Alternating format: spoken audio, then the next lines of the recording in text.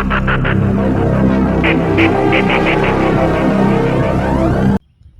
morning, guys. Welcome back to Not Timmy 66. I hope everybody's doing well.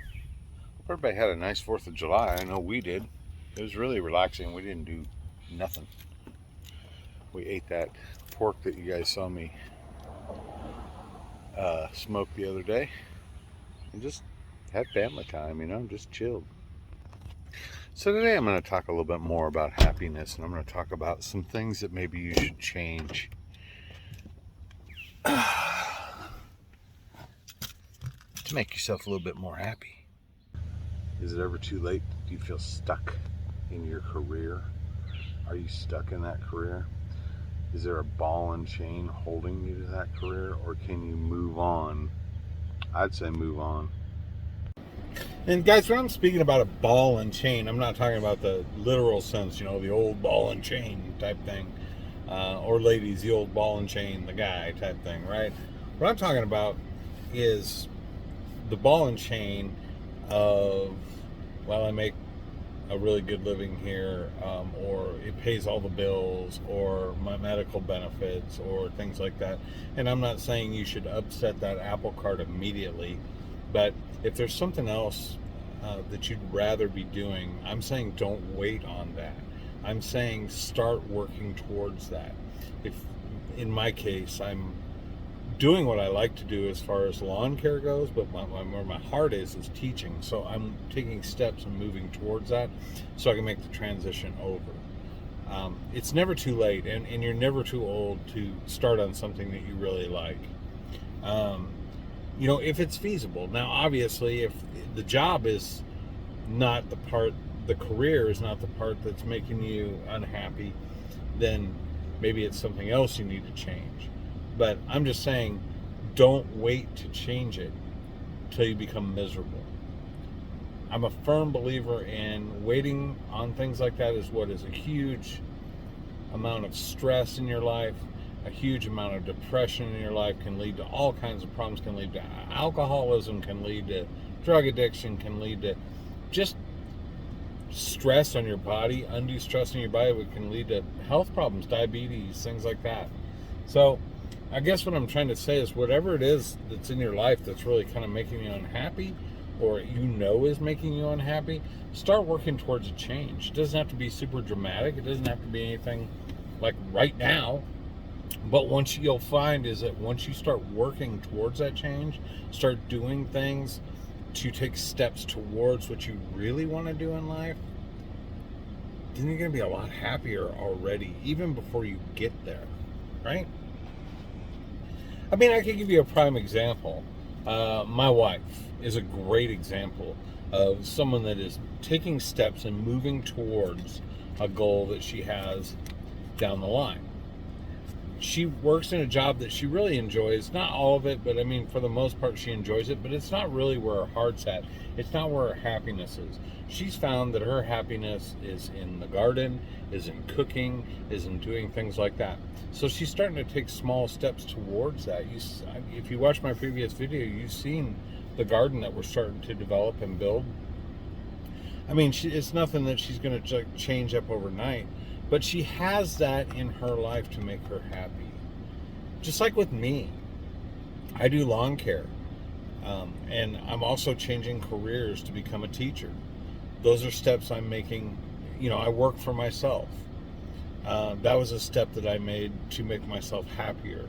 Now I'm moving on towards getting into teaching, to a lifelong passion of mine. But at the same time, I also ride motorcycles. So I have things in my life that take me away from just work all the time, or worrying about things, or the stress levels in my life. I have things where I can reduce that stress, man, and get some real enjoyment out of life. And eventually the goal is to get it to the point where you're doing what you love all the time, and you're doing less and less of what you hate to do. And I'm not saying it has to be overnight. It may not be realistic for you to do it overnight. I'm not under any illusion that you can just chuck it all and go live in a van somewhere. You know what I'm saying? I think there's a lot too many videos out there that show, just, forget that life. come live the van life or RV, or whatever. Realistically, you have to be in a place in your life where you can do that, but start working towards that goal is all I'm trying to say. And I have found that once I've started working towards the goal, even though I'm not there yet, I'm happier. And so, guys, what that does, honestly, what I'm trying to do really is tie that back into one of my previous videos about retiring at the age of 62, taking your Social Security. Some people, I guess, feel that retirement, you're not going to really do anything. And I just don't think that's realistic, at least not for me. I'll still work in some capacity or do something in some capacity. So if you're near that age, like me, I'm 57, near that age, and if I was stuck somewhere, I would go ahead, honestly, and take my retirement at 62 and begin working towards those goals of happiness, of doing whatever it is I really love. Not to make $1 million. Nobody said you're going to be rich doing it. But richness doesn't come from money. Not really. Richness comes from happiness. A rich person is a happy person, not someone with a lot of money. I mean, obviously we don't want to struggle. We want to make sure we are not just barely scraping by. But at the same time, life's too short to not be doing what you love or what you think that you would like to try or things like that. So the point of this video is just don't wait, man.